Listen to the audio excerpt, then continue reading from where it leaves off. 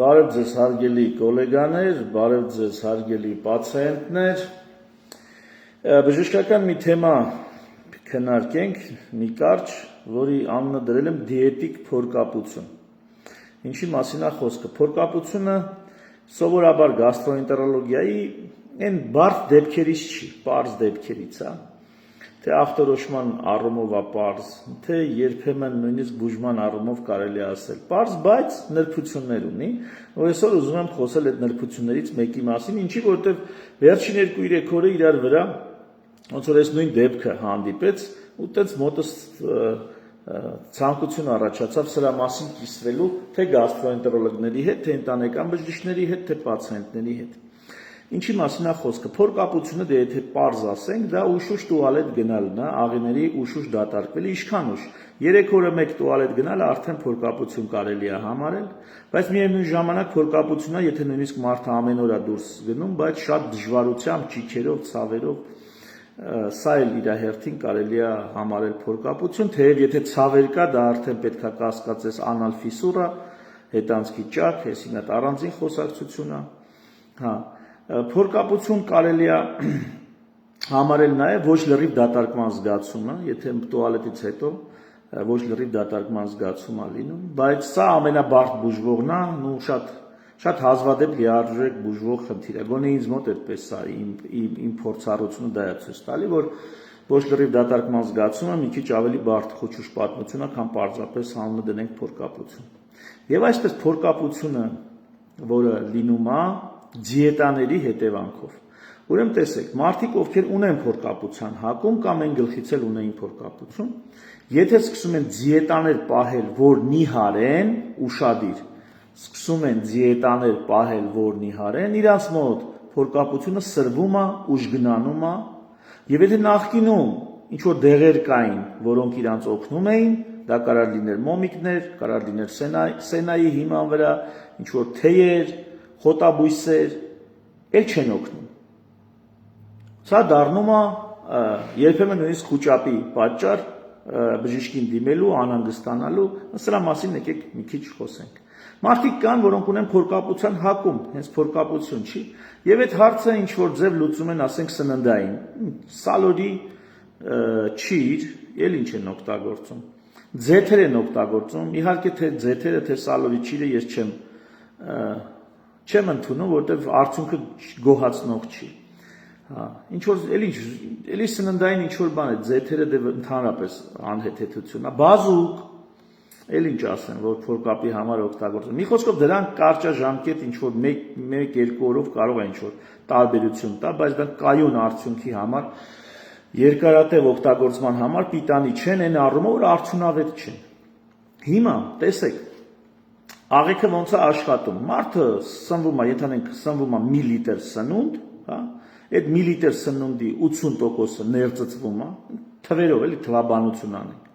80%-ը ներծծվում է, ընդ 20%-ը դառնում է տուալետի թափոն, հա, աթխոտ, թափոն։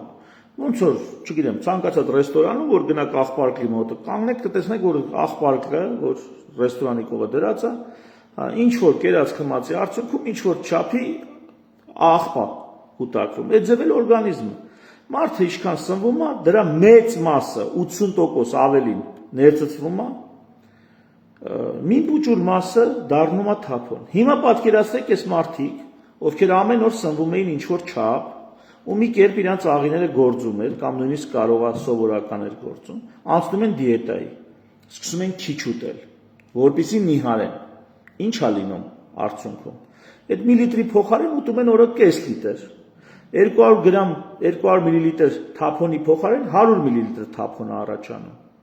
Բնականաբար տուալետ չի գնա։ Որովհետև բավարար քանակով թափոն չի կուտակվի, որպեսզի աղբահանություն լինի, այսպես ասած։ Աղբահանություն լինելու համար պիտի աղբ կուտակվի։ Այդ ավելորդությունը պիտի կուտակվի, որ չի կուտակվի, տուալետը ինչի հաշվին աղիները գնան։ Արդյունքում զարգանում այսպես կոչված փորկապություն, դիետիկ փորկապություն։ Մասնավոր դեպք եմ քննարկում, միայն այս դիետա պահողներին է վերաբերում, որտեղ դիետաներով նիհարում են։ Այս հոդվածի տակ են ընկնում կարճաժամկետ փորկապություն կամ փորկապության սրում, երբ որ մարդիկ վիրահատվում են կամ պարկում են հիվանդանոց, մի քանի օր դիետիկ են սնվում, քիչ են սնվում։ Պացիենտներ կան, որոնք ստամոքսի վրա են վիրահատություններ անում, դա հազվադեպ է պատահում, բայց պացիենտներ կան, որոնք ստամոքսի վրա վիրահատություն են անում, փոքրացնում են ստամոքսի ծավալը, դրանից հետո բնականաբար սկսում են քիչ ուտել։ Ու մեկ էլ տեսար իրանց մոտ կարա զարգանա փորկապություն, որի խնդրը ոչ թե աղիքի հիվանդությունն է, աղիքը նորմալ աշխատում է, այնպես ինչպես միշտ։ Աղիքը նորմալ աշխատում է, բայց դուք նյութ չեք տալի, որպեսզի այդ աղիքը աշխատի։ Մատերիալ չկա, ինչի վրա աշխատի։ Եվ այստեղ ի՞նչն է բուժումը։ Տատիները կասեին, այ որ ասում են պետքա նորմալ սնվել, մի տես պացիենտ ունեի, հարազատը հոգատարությունից զլով, տեսար, խնդրը քիչ ուտելն է, ուրեմն խնդրի լուծումը որն է, շատ ուտելը, հա, տատիները տենց կասեին, շատ կեր, բալես, շատ կեր, որ աղիները էլ նորմալ գործի, բայց մարդիկ ուզում են նիհար են, դրա համար դիետա են պահում, չեն կարա շատ ուտեն։ Արդյունքը փորկապության ամենապարզ լուծումն է, օրգանիզմ ներմուծել, աղիներ ներմուծել այնպիսի նյութ, որը չի հանդիսանում կալորիական սնունդ, չի ներծծվում եւ մեծ ծավալի թափոն առաջացնում, որոնք են այդ նյութերը։ Կտավատի աղացած սերմեր, ցորենի թեփ, փսիլիում, տայով փսիլիումը դա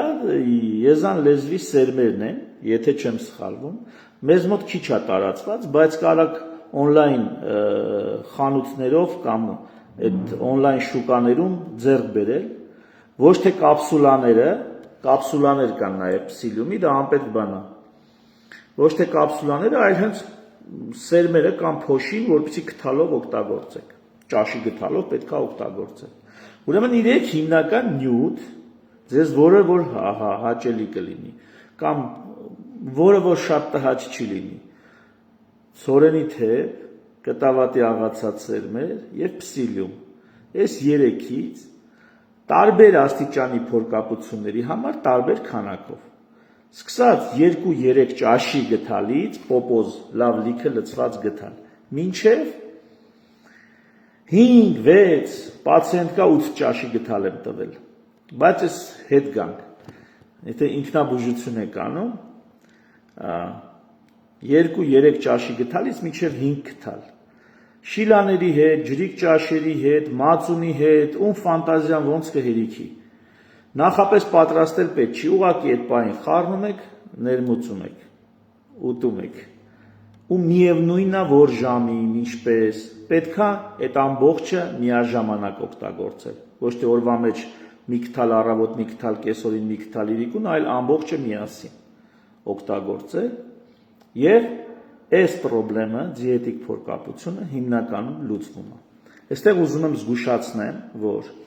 50 տարեկանը լրացած անձանց մոտ, երբ որ հանկարծակի ի հայտ է գալի փորկապություն, այսինքն ամբողջ կյանքում ինչ որ ձևի աղիքը աշխատել է,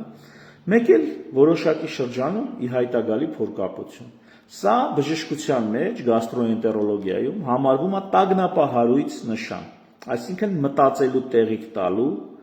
անհանգստանալու նշան։ Այդ որն է, որովհետև աղիքում կարա այդպես կտրուկ փոխվի աղիքի աշխատանքի սովորությունը, կտրուկ կարա փոխվի օրինակ ուռուցքների ժամանակ կամ խոշոր պոլիպների ժամանակ։ Դրա համար 50 տարեկան այս իմ խորհուրդներից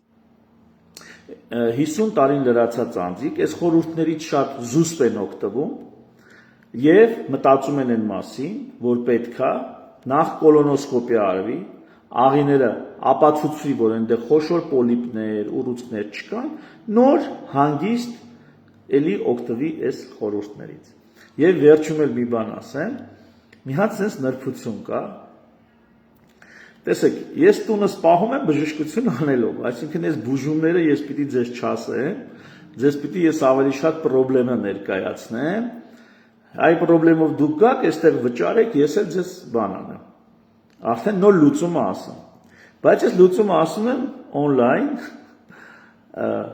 որովհետև ինքը տենց ռեցեպտուրնի դեղատոմս պահանջող բան չի, օնլայն եմ ասում և խորհուրդ եմ տալիս օգտվել ես, ու մոտ կստացվի, Սովորաբար, լավ սովորաբար չէ, բայց երբեմն գիտեք, sense բան է լինում։ Այս ամեն ինչը պացիենտը անում է, ոնց ասել է։ Անում է, բայց լուծում չի լինում։ Նորից խնդրեմը մնում է։ Գալիս է բժշկի, նույն բանը ես եմ գրում, ու մեկ էլ հարցը լուծվում է։ Այս դեպքում նու կա տենց բան, ասում եմ աղնակեր է մատաղը։ Ինչ նկատի ունեմ, բանը մատաղ անելուց ոչխարին բան է, աղ են չէ ուտացնում։ Բայց այդ աղը, որ ուտացնես, մատաղը ընդունելի չի լինի։ Պետք է աղը տանես մի հատ քահանայի մոտ, տերտերի մոտ, այսպես ասած։ Տերտերը պետք է օրհնի աղոթի վրա, նոր ոչխարին տաս, որ մատաղը ընդունելի լինի։ Առաջին հայացքից թվում է այլ նյութի տեսանկյունից ինչ տարբերություն։ Ասենք տերտերը վրան չի աղոթե, ինչ տարբերություն չէ, բայց կապ ունի։ Այդպես էլ երբեմն, ինչքան էլ մարդիկ հերակալ լսում են խորհուրդները, նույն ձևով անում են չի օգնում, բայց երբ որ արդեն բժիշկը այդ ռեցեպտի վրա մի հատ օրհնում է, այդ ժամանակ այդ ռեցեպտը դառնում է շատ ավելի օգտակար եւ շատ ավելի ազդեցիկ։ Իրականում, եթե կատակը մի կողմ դնենք, կան դեպքեր, որոնք այսքանով հարցը չի լուծվում, արդեն պետք է լինում լրացուցիչ դեղորայք, լրացուցիչ միջամտություն, բայց դրա մասին երևի կխոսենք մի ուրիշ անգամ ու էլի գաղտնիքները բացելու եմ, ասեմ իմացեք, գաղտնիքները բացելու եմ։ Այնտեղ էլ ով կմնա, որ պետք է անպայման տերտերը աղոթի, այդ պացիենտների հետ էլ կաշխատենք։ Իսկ մյուսների մոտ ովքեր կարող են այս առողջ ապրելակերպի շրջանակներում իրենց սննդին ավելացնել բջջանյութ, կտավատի աղացած սերմերից, օրինի թեփի եւ պսիլիումի ձևով, ապա օգտագործեք հատկապես, եթե անցնում եք արդեն դիետաների նիհարելու համար եւ օգտագործելու եք սնունդը ավելի քիչ քանակով եւ նամանավանդ եթե նախկինում ունեցել եք փորկապության հակում կամ արդեն իսկ ունեք փորկապություն։ Գոլեգաներս էլ թոսա օգտագործեն այս հնարավորությունը, եթե օգտագործեք, գոլեգաներից մենակ մի բան կասեմ։ Ժողովուրդ, կան մարդիկ, որոնք չեն կարա 5-6 գտալ այս ասածս նյութերը օգտագործեն, պոպոզ գտալ այսպես, դա հնարավոր է, բայց գրեթե չկա այդպիսի փորկապություն, գրեթե, որը չլուծվի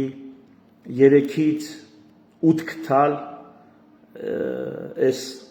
բջջանյութը ավելացնելով, ճաշի գտալի մասին է խոսքը, 3-ից 8 ճաշի գտալ ռեգուլյար, կանոնավոր, մտածված, երբեմն բժիշկը պետք է պլանավորի այս ամեն ինչը, դոզաները որոշի եւ այլն, բայց ժողովուրդ գրեթե չկա մեթոդ, ու սա մեթոդի լավը որն է, որ սա իսկականից հանդիսանում է փորկապության բուժում, դեպքերի ծանրակշիռ մեծամասնություն, փորկապության պատճառներ կան, որոնք սենց չեն լուծվում իհարկե, բայց դեպքերի ծանրակշիռ մեծամասնությունում սա այն բուժումն է, որը հարցը փակում է, ոչ թե ասենք սենադեքսինի կամ այդ չայերի նման խորացնի պրոբլեմը, ասենք մի տարի օգնում է 2 տաբլետկան, հետո պիտի դառնա 4 տաբլետկա, հետո պիտի դառնա 10 տաբլետկա, որ աղիները գործի։ Այ դա պրոբլեմա, դա բուժում չի։ Կամ մոմիկները, կամ բան, դրանք երկարատև բուժում չեն, դրանք երկարատև օգտագործման մեջ պրոբլեմներ են, լրացուցիչ պրոբլեմներ են եւ եղած հին պրոբլեմի ել ավելի խորացումը։ Իսկ ահա կտավատի աղացած սերմերը, ցորենի թեփը եւ պսիլիումը դա հարցի հիմնահատակ լուծում է, հա իդեպ բուժումն էլ ինչքան պետքա տևի, բուժումը պետքա տևի 6 ամիս եւ ավել։ 6 ամիս եւ ավել բուժման դեպքում աստիճանաբար չափաբաժինը քչացնելով կարող եք ունենալ կայուն դրական արդյունք։ Նու թերևս այսքանը հարգելի ժողովուրդ ջան, բժշկական թեմաներով կաշխատեմ ավելի հաճախ հանդես գալ, այս ամեն ինչը զուգորդելով քաղաքական թեմաների հետ։ Ցտեսություն, մինչ նոր հանդիպում։